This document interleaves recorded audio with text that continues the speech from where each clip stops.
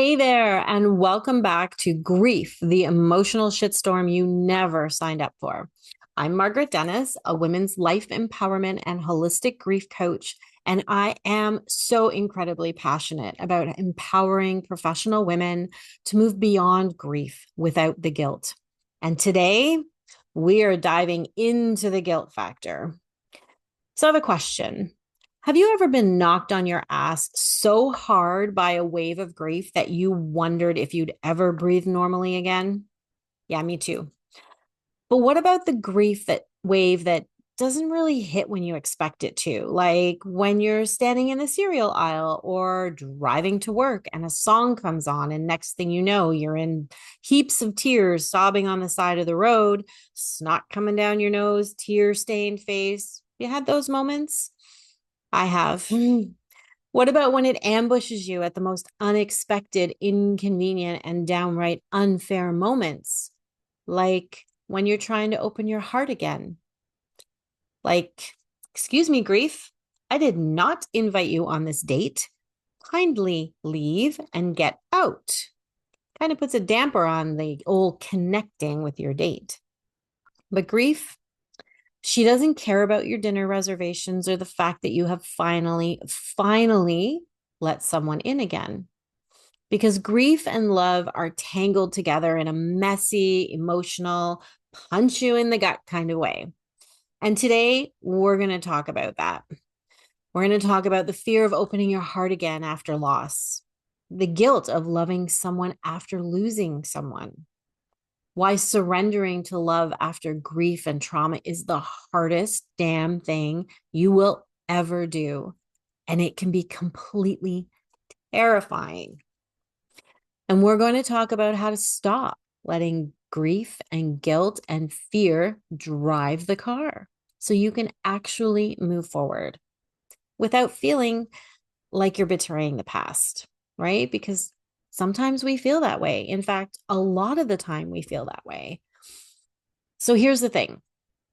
When you've lost a relationship to death, divorce, or any kind of deep heartbreak, your brain does not trust love anymore. Like, not even a little bit. It was love that caused the pain. Therefore, love is not to be trusted. Your brain is basically standing there with its arms crossed, like, nope. Last time you loved, we got annihilated with pain. We are never, ever, ever, ever doing that again. Because grief and trauma, they're besties. They are BFFs. They go everywhere together. And when you've been through relational grief, whether it's losing a partner to death, betrayal, abandonment, or a long, slow, agonizing goodbye that left you in pieces, your nervous system remembers, your body remembers, which when you start going out into the world again to look for love, to find love, to dip your toe into it, the grief and trauma might show up like something like this. You meet someone wonderful and your stomach drops like a rock instead of fluttering with those beautiful butterflies. You feel that rush of excitement with new love, and immediately it's followed by sheer panic, and you're looking for the exit signs. You self-sabotage. You pull away. You shut down. You overanalyze every little thing. I know I've done that. And then boom, guilt. It wafts over you like it's a whole new outfit. Because how dare you feel this way again? How dare you move forward? How dare you love someone who isn't them? And suddenly, what should feel beautiful and expansive feels like you're cheating on your grief. So let's talk about grief guilt. It's that gnawing, sinking, stomach dropping feeling that whispers in your ear, listen, if I love again, it means I've forgotten them. If I move forward, it means I never really cared. If I let someone else in, It means I'm betraying the past. Yeah. Can we just call BS on that really quick? Because grief guilt is a liar. It wants you to believe that love is a limited resource, that your heart only had space for one great love, one real connection, one soulmate. But here's the truth. Your heart is big enough for both love and loss. Loving again does not erase what you had. And moving forward does not mean that you are leaving them behind. They are a part of you. They always will be. And grief, she doesn't go anywhere. She evolves. She learns to sit beside the joy instead of standing in its way. And she expands to make room for love instead of closing you off from it. But only if you let her. Let's get really real for a second. If you've been burned by love, by loss, by betrayal, by grief that took you out at the knees, your instinct is to avoid ever feeling that pain again. I get it. I 100% get that. I've had my heart broken a few times. And that is your reptilian brain's way of assuring your survival because, love apparently is a threat. And if you avoid it at all costs, then love can't hurt you again. But what that means is you keep your heart locked up tighter than Fort Knox. You convince yourself that you are better off alone. Heard that one. You pick people who are emotionally unavailable, so it doesn't really count. And you make excuses why right now is just the right time. Do any of those excuses sound familiar? I'm going to go check, check, check, check. I've done all of them. But deep down, your fear of losing again is way louder than your desire to love again. But here's something I want you to sit with and ask yourself. What if closing yourself off from love is its own kind of loss? What if avoiding heartbreak is also avoiding joy, connection, and everything love could bring into your life? What if you deserve to experience love again? Not because you need to replace what was lost, but because you are still here. You're still breathing.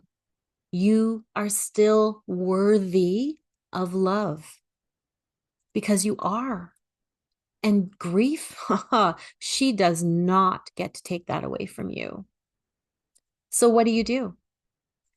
When you want to open your heart again, but grief keeps sucker punching you at every turn, I have 4 things that you can practice. 1, let the grief wave crash. Let it crash over you. Feel it. Let it wreck you. Cry, scream, journal, sit with it, punch the punching bag, go for a run. Let grief do its thing. And once it's washed through, stand back up again. And when the wave crashes, let it in and then stand back up. Number 2, talk to the fear and the guilt like they're your overprotective friends. So instead of letting fear and guilt run the show, treat them like well-meaning, overbearing friends. We're going to call them Betty and Sue. So it'd be something like, hey, I hear you. I know you're scared for me, Betty and Sue. I know that you are worried about me, but I am choosing to believe that love is worth it. So Betty and Sue, I love that you're trying to protect me, but I need you to just park it over there. And I appreciate your support, but I'm choosing me. I'm going to choose love this time. And I appreciate your concern, but thank you. Number 3, not 2, 3. Baby steps, not big leaps. You don't have to dive headfirst into a new relationship. Dipping your toes in is enough. Let love feel safe again, one moment at a time. If it's the right love, it will wait as you begin to feel more safe, as you begin to let yourself open up to the possibility again. There is no rush. Don't rush it. Number 4, rewrite the story that you tell yourself. Instead of saying, if I love again, I'm betraying the past, try rewriting it and reframing it to being something more like, Loving again honors how deeply I am capable of love. Or love is not a replacement, it's an expansion. Or I can carry both grief and love, and that's okay. So here's your takeaway from today. I want you to remember that you are allowed to love again. I'm fully giving you 100% permission if you needed permission, but you are allowed to love again. You are also allowed to grieve while you love, and you will. There will be all kinds of moments where the other person that you lost will be coming up in your new relationship, and that will cause grief. But you're allowed to grieve while you learn to love again. And you are allowed to feel fear and guilt and still choose the joy, still choose the love. Fear and guilt are going to be there. They're allowed to be there, but they don't have to run the show. Grief is always going to be a part of your story, but it does not get to be the whole damn book. You get to write your story. You are your own author. And if love is something that you want, you get to choose it. So if this resonated with you, I have something for you. Download my free grief assessment. It's in the description below to uncover just how much grief you may still be carrying around with you, even the sneaky hidden grief that might be keeping you stuck from moving forward and from loving again. So again, download my free grief assessment. The link is in the description below. And if you know someone who needs to hear this message, who needs to know that it's okay to love again, send the video to them. Let them hear it. So if you've liked what you've heard today, like, comment, and subscribe. You know the drill. There will be more raw, real grief talk coming your way every week. So stay tuned. Thank you so much for joining me today, and I will see you next time on Grief, the emotional shitstorm you never signed up for. Until then, remember, you are worth it.